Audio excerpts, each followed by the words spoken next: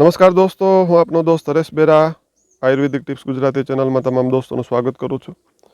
દોસ્તો, આપણા આયુર્વેદનું જે વિશાળ જ્ઞાન છે, આયુર્વેદનું જે રહસ્ય છે, આયુર્વેદની જે ઉપલબ્ધિઓ છે, એને સમાજના દરેક વ્યક્તિ સુધી પહોંચાડવા માટે આપણા ઋષિ મુનિઓએ ખૂબ જ મહેનત કરેલી છે. અને એમાંના જ એક ઋષિ એટલે આચાર્ય ચરક. આચાર્ય ચરકની બાબતમાં દોસ્તો એવું કહેવાય છે કે એમને પ્રકૃતિ તરફથી, ઈશ્વર તરફથી એવી સિદ્ધિ પ્રાપ્ત હતી કે તે કોઈ પણ વનસ્પતિની સાથે ડાયરેક્ટ વાતચીત કરી શકતા. અને વનસ્પતિ પણ પોતાની જે ઉપયોગિતા છે, અલગ અલગ રોગોની અંદર આવી રીતે મારો જો ઉપયોગ કરવામાં આવે તો હું આવી રીતનો ફાયદો કરું છું, એ પણ આચાર્ય ચરકને ડાયરેક્ટ જણાવતી. આયુર્વેદની અંદર એક ખૂબ જ રસપ્રદ અને રોચક કથા છે અને એ આપને ખૂબ ગમશે. એક વખત આચાર્ય ચરકને એમ થયું કે આયુર્વેદનું જે આ વિશાળ જ્ઞાન ઈશ્વરીય કૃપાથી મને પ્રાપ્ત થયું છે, તો એનો લાભ છે એ સમાજના દરેક વ્યક્તિને મળે. એના માટે આચાર્ય ચરક છે એ પોતાના શિષ્ય સમુદાયની સાથે ભારત ભ્રમણ માટે નીકળે છે. ગામોગામ જાય, પોતાના શિષ્યોને ગામમાં મોકલે, તપાસ કરે કે આવો પ્રદેશ છે, આવી આબોહવા છે, આવી રીતની પ્રકૃતિ છે, તો આ ગામની અંદર કેવા કેવા રોગો છે, કેવી કેવી બીમારીઓ છે, એની નોંધ કરવાની. ત્યારબાદ આચાર્ય ચરક છે સમાજના એ લોકોને એ બીમારીઓની સામે કેવી રીતે લડવું, એમાં કયા કયા ઔષધોનો પ્રયોગ કરવો જેથી કરી એ બીમારીમાંથી બહાર નીકળી શકાય, એનું જ્ઞાન આપે. ત્યારબાદ બીજા ગામમાં જાય, બીજા નગરમાં જાય, આવી રીતની એક યાત્રા ઉપર નીકળ્યા. હવે બન્યું એવું કે આચાર્ય ચરક પોતાના શિષ્ય સમુદાયની સાથે કોઈ એક ગામમાં રોકાણા. શિષ્યોને ઓર્ડર આપવામાં આવ્યો કે ભાઈ તપાસ કરો, ઘરે ઘરે જાઓ, શું શું બીમારીઓ છે એની નોંધ કરો. શિષ્યો પણ ગુરુ આજ્ઞાથી ગામમાં જાય છે, તપાસ કરે. પણ શિષ્યોને નવાઈ ત્યારે લાગી કે ઘરે ઘરે ફરવા છતાં કોઈ એક વ્યક્તિ પણ એ ગામની અંદર બીમાર જોવામાં ન આવી.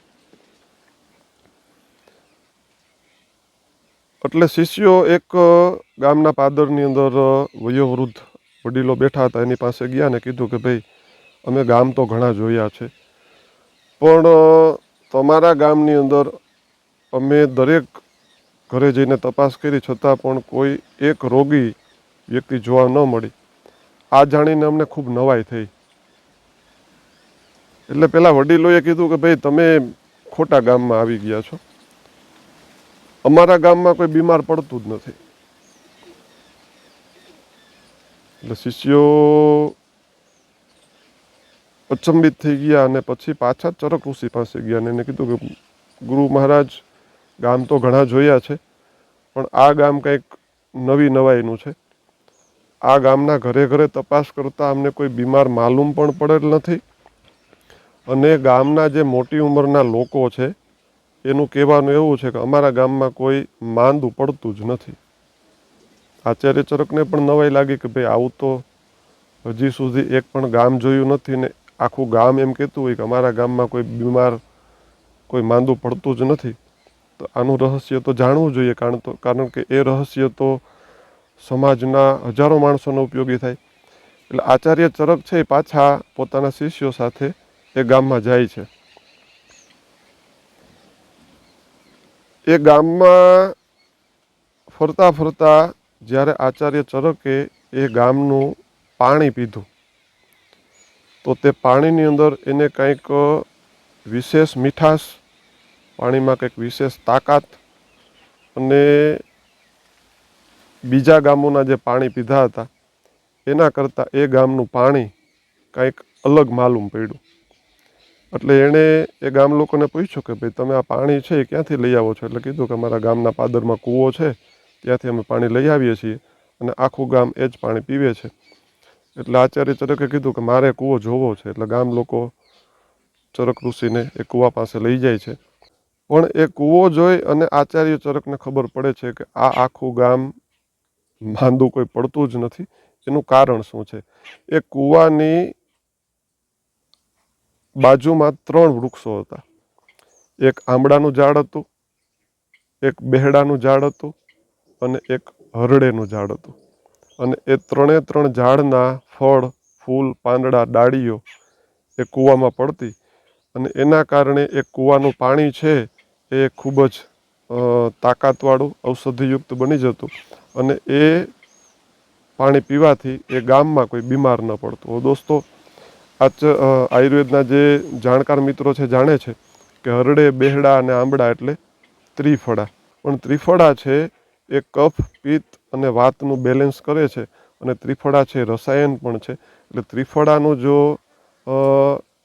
ખૂબ જ જાણકારીપૂર્વક સેવન કરવામાં આવે, ખાસ કરીને 40, 45 કે 50 વર્ષની ઉંમરના જે મિત્રો છે એ કોઈ પણ રીતે જો ત્રિફળાનું સેવન કરે તો સ્વસ્થ જીવન જીવવામાં ત્રિફળા છે એ ખૂબ જ ઉપયોગી છે. એટલે આ એક એવી કથા છે કે ત્રિફળાનું જો નિયમિત કોઈ પણ પ્રકારે જો સેવન કરવામાં આવે તો માણસ છે એ આ જીવન સ્વસ્થ રહી શકે અને પૂરું આયુષ્ય પણ ભોગવી શકે. એટલે આયુર્વેદની આ કથા છે, આયુર્વેદની આ સ્ટોરી છે, આપને જો સારી લાગી હોય તો બીજા મિત્રો સુધી ખાસ શેર કરજો, વિડીયોને લાઇક કરજો. ફરી મળશું આવતા વિડીયોમાં કોઈ સરસ મજાની વાત સાથે. અત્યારે રજા લઈએ. સ્વસ્થ રહો, મસ્ત રહો. ધન્યવાદ.